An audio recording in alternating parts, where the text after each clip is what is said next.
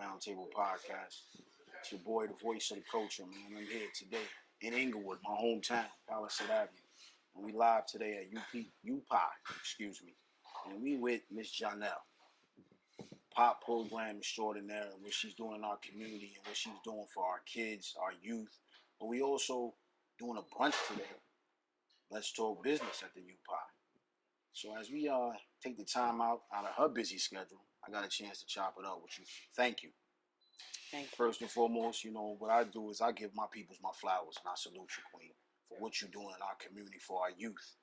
And not just our youth, but for all of us. You know what I mean? You're teaching, you're educating, you're giving us a chance. And a lot of people don't do that in our community. So I want to say thank you, first and foremost. You're welcome. And we support your brand. We support what you're doing. I want you to know personally, like this platform, anytime, we're here for you. Anything you need, anything we can do, we can help out, we can participate, we can get, rally the troops, do what we need to do. But first and foremost, let me ask you this. I'm going to jump right into it. What made you start this program? So the POP program was initially derived from my business. My background, I have a social service background. I received a degree in 2005, which now ages me, from Bloomfield College in sociology. Okay. Since then, I've worked in public housing and worked there for roughly about 20 years. Had a lot of certifications, and I noticed that a lot of our disparities is based on not having information. Mm. And I also noticed that parents had a lot going on, and the kids oftentimes suffered because of what the parents were going through. And being a mom myself, I have two young boys, and I understand on both ends. So I took a step back and away from work for a while, and I started my initial business, which is In the Meantime. Okay. And In the Meantime is just that. What do you do in between getting from point A to B? What's 8.5, all the different things, right? Come with that. Yes. So I found myself helping mothers and men as well through what most would say case management. So just trying to figure out how to break down those barriers to get somebody back into employment, how to find them housing, because you can't go to work if you don't have nowhere to live, right? Then, okay, if somebody was missing out on education, how can we utilize the system and navigate to get them to where they needed to be? And what I've done with that, or noticed working with the parents, working with individuals, is not just singular. It's always an attachment. So that's how I started getting into with the kids. And POP was an avenue or a reach from In the Meantime. And we found ourselves doing social services more and more and more. So we couldn't keep on doing it under the LLC. And that's when we started the POP program as a nonprofit. Right. And that's right here in our community in Englewood. Mm-hmm. And the thing about that, I feel like it's important. If you look around to these other different towns, they got so much going on. You go to Teaneck, their kids have their own park. We don't have that.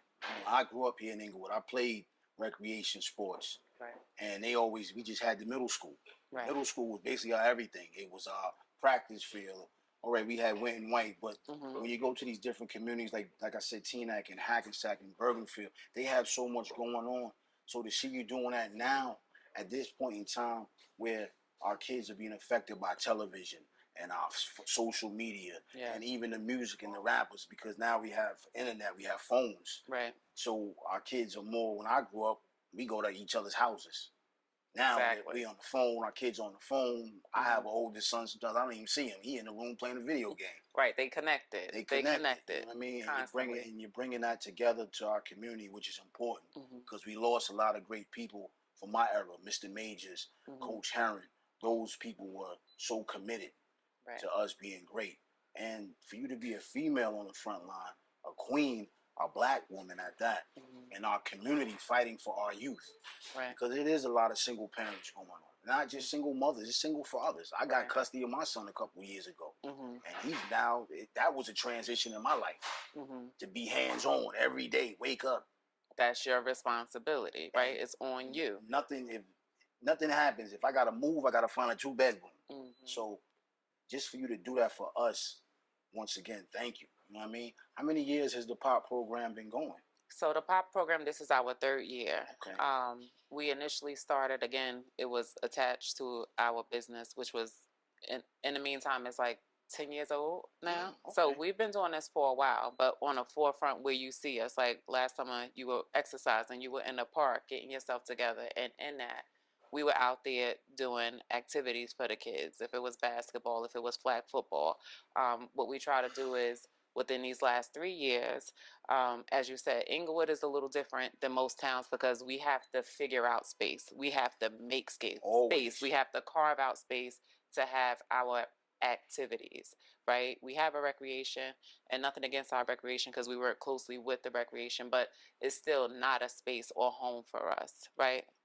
Let me ask you this real quick. Do you feel like Englewood needs a recreation center for our kids? Absolutely.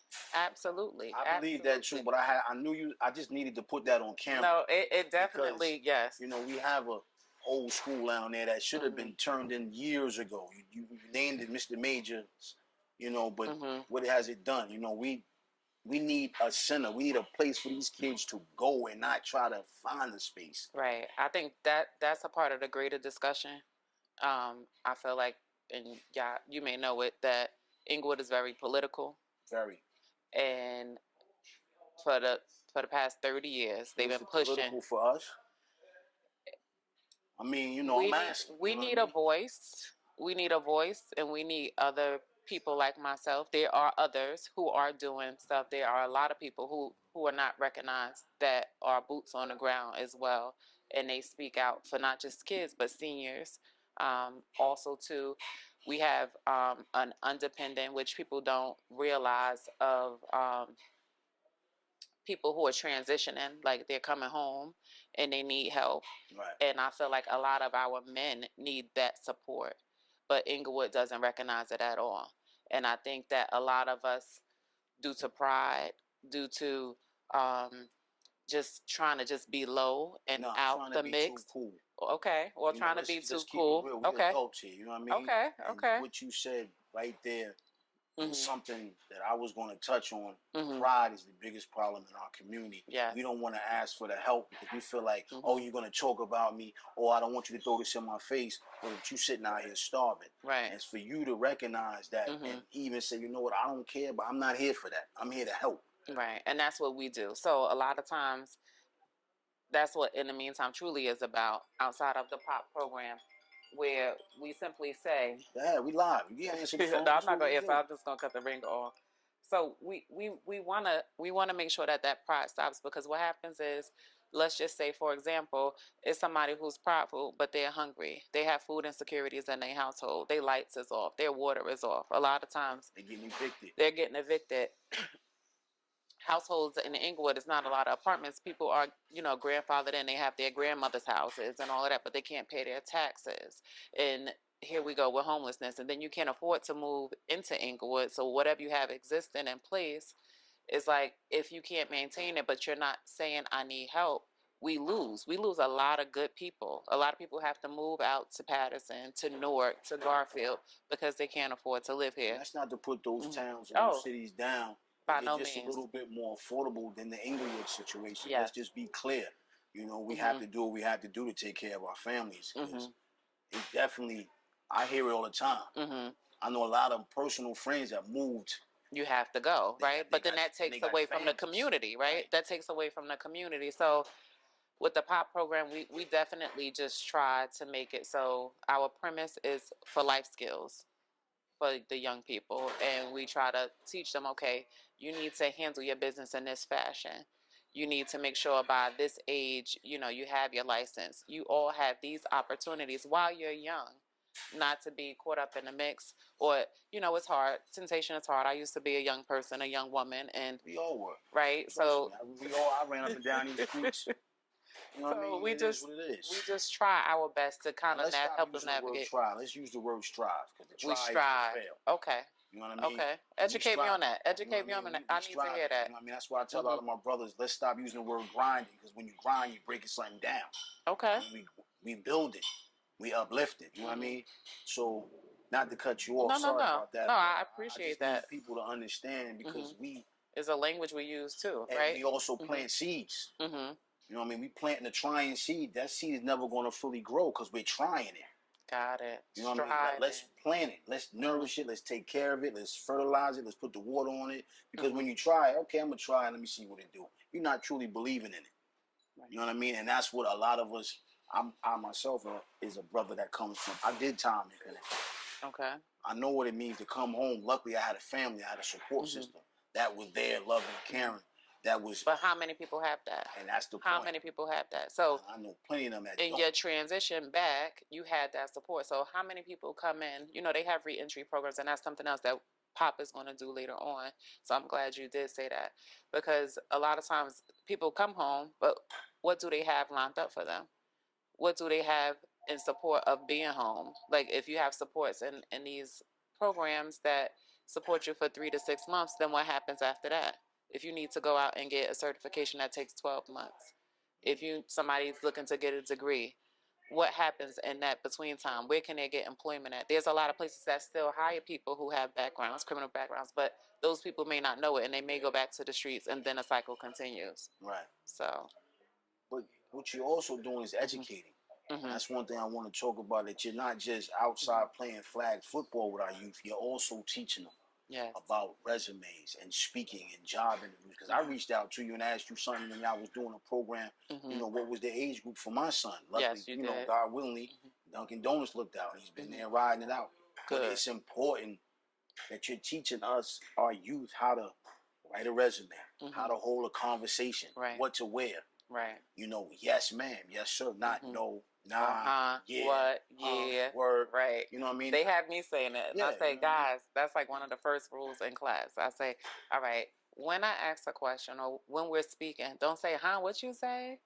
And I say, guys, because then we pick it up, right? We pick up language, we pick up dialect, and it's easy, right? The next thing you know, you're saying, what, instead of the manners, because somebody's going to judge you by how you speak. Right. And I always talk about code switching. Right. We should not do it, but it's done oftentimes. If I'm with you and we're hanging out, we're not in this formal setting. We can talk shit all day. All day. When we get on, all day. When the lights and the cameras on, let's handle business. Let's tuck the shirts in. Let's tie our shoes and let's be professional. Right. But the great thing about it is you're teaching our youth at a young age, because they don't teach us that in school. Right. You know what I mean? I know it's times I went on job interviews and I went there looking crazy. I know the guy said this now. I also feel like y'all like a third parent to our kids. Because something you mentioned is what I just was talking to my son about. Mannerism. I said, he came home from work and he had a patch over his name. He wanted half his name. I said, yo, that's not professional. Your boss walks in there, he sees me. So while at work, he covered up. He covered Shy. His name is Shy Meek, but he covered the Shy because he wants everybody to call him Meek. Okay. But they're at Dunkin' Donuts, and I said, even though you're there, you still had a job. The owner of Dunkin' Donuts coming in and see you got a black piece that's not professional. Leave Meek outside, and Shamik is in Dunkin' Donuts. Right. You know what I mean? But I feel like y'all also those parents that some of us don't have that at home. Right. Don't have the ones that say, hey, come on now. And a lot of times our parents, they may not have been taught that themselves. So how can you teach something you don't know? And then most parents who participate in the program, we have a wide range of those. So it's not just one population. That's great. So sometimes our parents say, Miss Jenna, I didn't know that. Thank you. Thank you for showing my child. And you know what? Can we talk? And then we establish relationships with the parents. So we help everybody as a whole. But getting back to what you're saying with your son, a lot of times our kids, it's not cool to just be straight laced. Right? It's not cool. And then they have so many other things. Like you said, they have social media, they have their phones, their tablets, and they have all this secret other hidden virtual lives we don't even know about, right? Like, so it's just when we're trying to teach them, or when Pop is reeling them in, Pop, I always say, is for parents. Pop is truly for parents. The kids, eventually they get it, but initially my kids, they come in and they'll say, and I'll say, what's the matter? Why is your face looking like that? Why you look like that? I don't want to be here like that. And I say, why not? My mom signed me up, or my dad signed me up for our teams. I'm speaking about our team program. Right. The little kids, they enjoy being outside playing sports and stuff like that. But our really serious youth employment program, that's where we teach the life skills. That's where we teach all the non-technical skills that the school is not teaching you. That's when we say, okay, by this age, you should have your license. You should have your passport. You can have your passport at 15. You can have your passport at 8 years old. Right. And we set it in so that we push it so that they can go back home and have the conversation with their parents. Like, Mom and Dad, do you know I can have a passport? I don't have to wait till I'm 18 to get it. And then that re-engages the parent as well as the child. So when I say POP is for parents, POP truly is something where the parents are reinvesting back into their kids. So if they don't have it to give to the kids, they can come to POP and get it. And it's not just me alone. Like, we have a whole staff of people. And although I'm speaking, but I'm speaking on behalf of the whole POP program in that sense. Now, you said in the meantime, correct? 10 years. Yes. How's that journey been? That has been a journey. In the meantime, itself, I started it when I had my second son. So he's 10 years old, and that's how I'm able to clock that time. And as black folks business. How we clock time? Exactly. In accordance to kids, right? Or what's happening on in life? I do the same thing with my son. He's 20 this. I'm 4. Oh, so I know I'm known this age because he's that age. Right. So I clock the time that way. As I stated earlier, I worked in social services. I made a great career out of that. I initially started in Newark, and I did low income housing for a while. I transitioned. I worked in Patterson for a little while, and then I came to Bergen County Housing Authority. And during that time, my salary was like $40,000. I had one kid. It was okay. Rent for a 1-bedroom at the time was like $800, so it was feasible. I had a car note. I was moving. But when I had my second son, I'm like, okay. Price went up. Everything went up. That's 6 years later. So things are different. And then I need a 2-bedroom. I need a 2-bedroom. So double not only groceries. Thank you. Formula, daycare, and at everything's the time, a double up. He went to guided school, so that's $1,000 off the back. I believe in education. I believe that education truly is the window for opportunity altogether. And the long and short, I couldn't afford it. So me sitting at the desk working, and I'll be the first to say, I went to my boss and I said, hey, I'm processing all these applications, but I'm not making no more money than the people that I'm processing the application for. Can I have Section 8?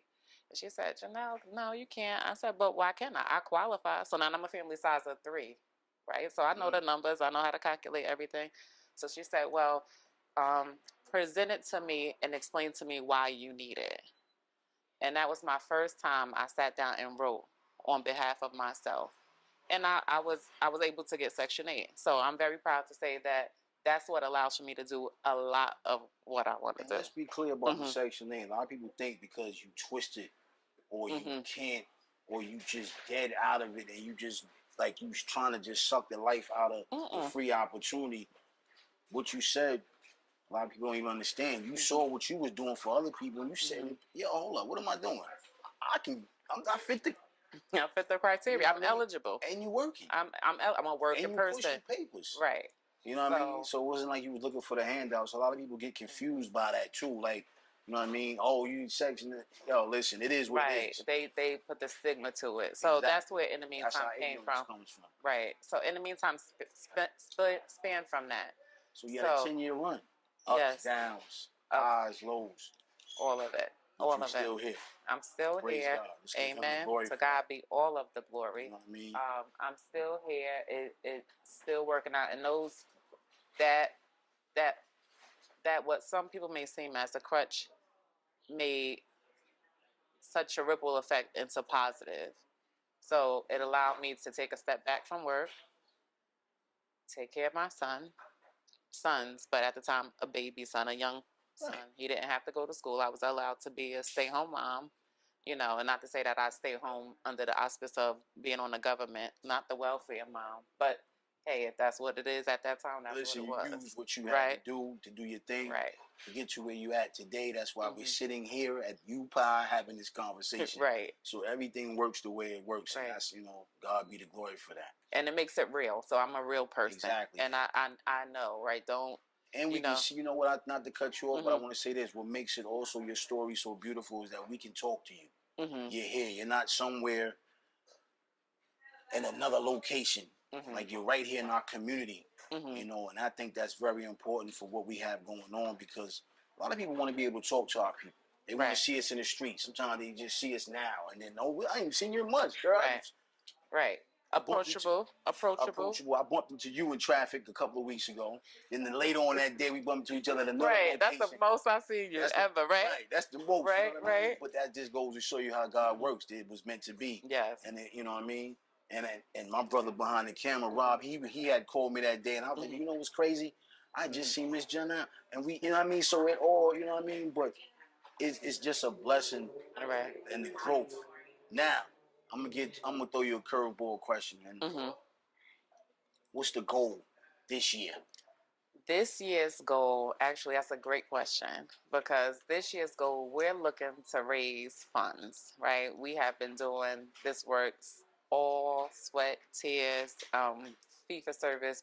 Parents, they are paying out their money, but we are looking to raise at least $50,000, and that's not an extreme ask. So it's real light, but it'll pay for programming for the summer. So we want to take the teenagers on trips for the rest of the summer, and we also have families who want to participate in a POP summer travel program. So we're not a technical camp, and we can't use the term camp for many reasons. So what we have identified and learned, that we just travel. We still educate the kids, and we travel. So our day will start at IHOP. That's the provider of the breakfast. So we're not technically making the breakfast, right? That before too. And then we walk down to the library to get their enrichment for a few hours. Then we just made a partnership, a relationship with Bergen Pack.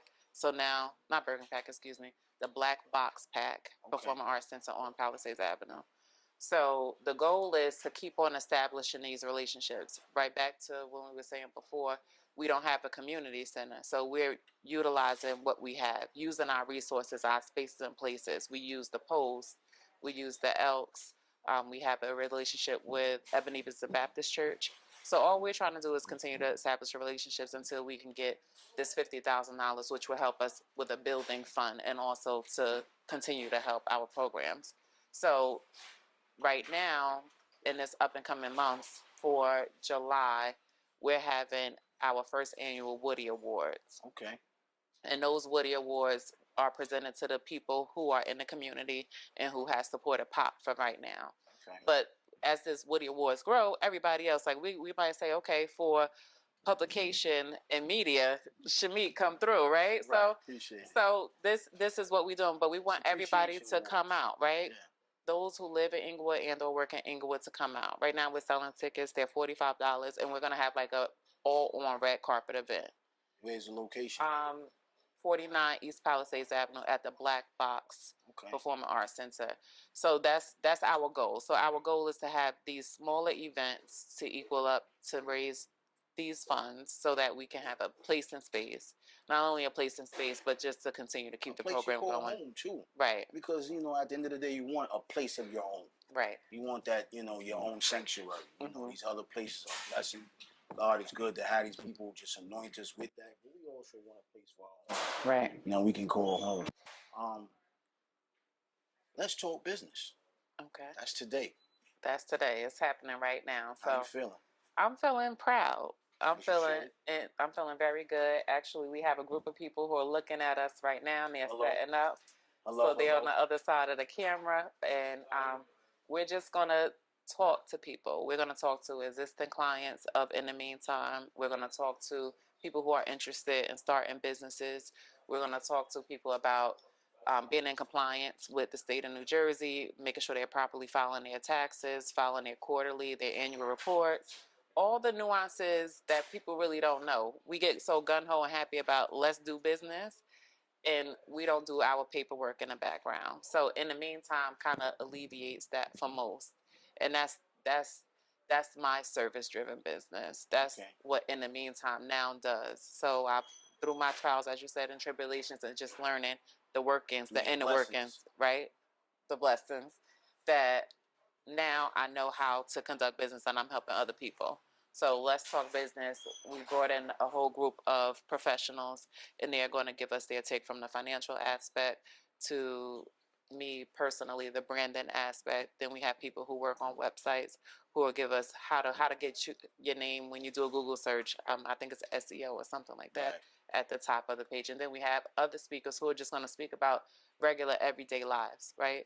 And how can you just have the confidence to make it through? People don't know, and as an entrepreneur, we have to wake up. We have to get up and get our day started. We're not jumping up for a paycheck. We're doing something of our passion, but it has to flow and make money too. So it all has to make sense. Right. So. Okay. Well, that's, I want to say this. It's a blessing to have you once again. Thank you. It's a blessing to have people in our own community that we can talk to that's caring, that's loving, that's supportive. Mm-hmm. Because first and foremost, I feel like what you guys are doing is love. And without love, you can't do nothing. That's true. We walk by faith, not by sight. Love conquers all.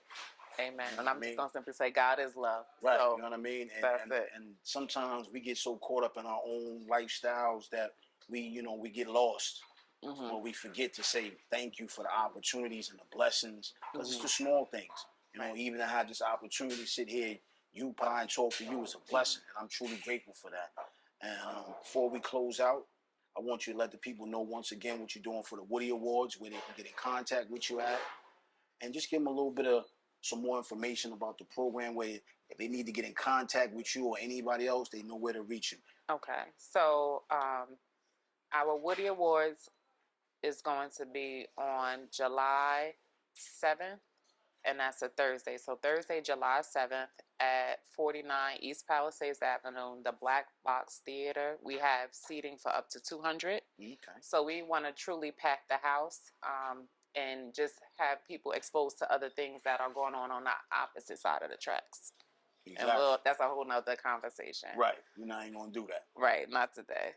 If you want to get in contact with us regarding the POP program and all that the POP program has for our young people, you can go right directly to our website, and that is www.themeantime.net. And for all of our social media users, is just simply go to pop.program. And when you go there, you get to see all of the imagery, all of the stuff we've been doing. And there's a link where it'll lead you to the website and to sign up for different programs as well. Okay.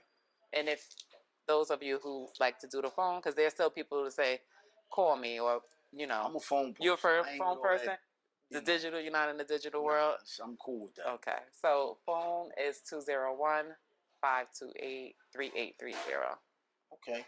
Yo, you know what it is, man. Today I'm blessed. I'm fortunate. I'm right here in my community, the hometown. I'm sitting with one of our own beautiful sisters, Miss Jonelle. It's the Roundtable Podcast. Yo, we outside all summer. So don't think we went anywhere. We outside, we shaking, we baking, we moving, we grooving. But we blessed to be in the building with greatness and great talent. Yo, let's talk business. You know what it is, the voice of the culture. And I'm out of here. That's it, baby. It's done. Let's go.